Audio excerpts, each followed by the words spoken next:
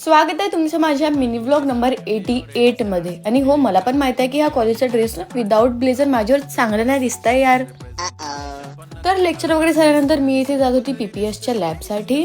तिथे गेल्यानंतर मी केली होती पहिला सी प्रोग्राम, त्याच्यानंतर मी केली दुसरा सी प्रोग्राम. आणि साईडला बघितल्यावर मला हे माहित झालं की तिथे तर माझी फ्रेंड गेम खेळताय यार.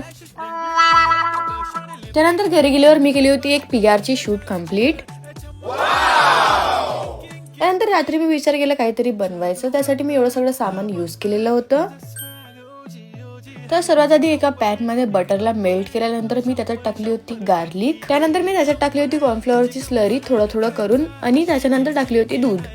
जेव्हा याची कन्सिस्टन्सी थोडी थिक झाली होती, याच्यात मी टाकली होती चीज क्यूब. त्यानंतर मी याच्यात टाकली होती ऑरिगॅनो.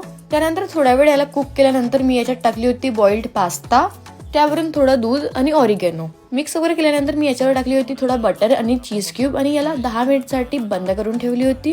10 मिनिट नंतर जेव्हा मी याला खोलली होती तेव्हा चीज एकाच जागेवर होतं. त्याला चांगल्याने मिक्स केल्यानंतर इथे माझा व्हाईट सॉस पास्ता रेडी झालेला आहे. आजसाठी एवढं. सुद्धा भेटूया, बाय.